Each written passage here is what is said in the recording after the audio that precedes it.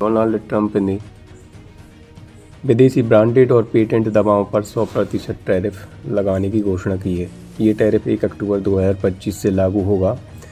ये तब तक लगेगा जब तक कि कोई कंपनी अमेरिका में खुद की मैन्युफैक्चरिंग कंपनी ना लगाए। यूएसए में भारत से सबसे ज़्यादा दवाएं आयातित होती हैं। इसके कारण फार्मा सेक्टर की कंपनियों के शेयरों में शुक्रवार को गिरावट दर्ज की गई है।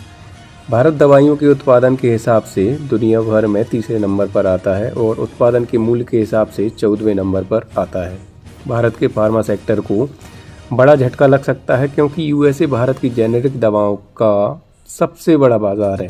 अब ये टैरिफ केवल ब्रांडेड और पेटेंट दवाओं पर है, लेकिन आगे जाके जेनेरिक और स्पेसिफिक दवाओं पर भी लग सकता है। यूएसए की 45% जेनेरिक दवाइयाँ भारत से आयातित की जाती हैं। डॉक्टर रेड्डी और सन फार्मा जैसी कंपनियों का 30 से 50% का यूएसए का हिस्सा यूएसए मार्केट पर डिपेंडेंट करता है। यूएस के प्रेसिडेंट ट्रंप ने बाथरूम वैनिटी और किचन कैबिनेट पर 50%, फर्नीचर पर 30% टैरिफ भी लगाया है।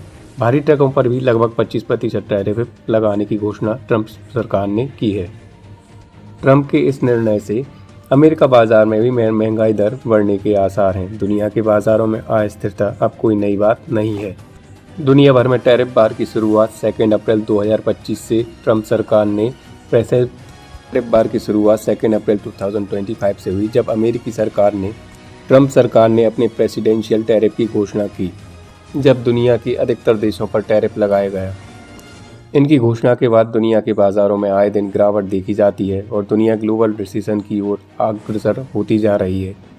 टैरिफ बार के कारण ही 7 अप्रैल 2025 को ग्लोबल शेयर मार्केट के लिए भयानक सिद्ध हुआ, जब यूएस, इंडिया, यूके, जर्मनी सहित तमाम देशों के स्टॉक मार्केट में गिरावट दर्ज की गई। 2 अप्रैल को ट्रंप सरकार ने चाइना पर 34% का टैरिफ लगाया। जस्ट इसके 2 दिन बाद ही चाइना की सरकार ने अमेरिका पर भी 34% का टैरिफ लगाया।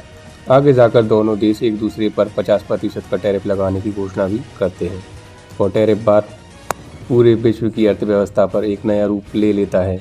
इसका असर आसानी से सभी प्रकार की अर्थव्यवस्थाओं पर देखा जा सकता है और यहीं से टैरिफ बार का प्रारंभ होता है। सामान्य स्तर पर देखा जाए तो टैरिफ दूसरे देश से आए सामान पर लगाया जाता है। ये एक तरीके का टैक्स है। इसको लगाने का उद्देश्य सरकार का रेवेन्यू बढ़ाना, लोकल इंडस्ट्री को प्रोटेक्ट करना, क्योंकि यदि टैरिफ नहीं लगाया गया तो लोकल इंडस्ट्री प्रभावित होगी, जिससे बेरोजगारी बढ़ेगी। टैरिफ यदि संतुलित रूप से लगाया जाए तो इससे विश्व की अर्थव्यवस्था को बढ़ावा मिलता है, लेकिन इसको लगाने की यदि इंटेंशन सही ना हो तो इससे विश्व की अर्थव्यवस्था चरमरा भी सकती है। आज की वैश्विक अर्थव्यवस्था इसी ओर अग्रसर है। यदि वैश्विक अर्थव्यवस्था के संतुलन को बनाए रखना है तो बातचीत के माध्यम से टैरिफ बार को रोकने की आवश्यकता है और यदि इसको रोका नहीं गया तो इसके भयानक परिणाम हमें भविष्य में देखने को मिल सकते हैं।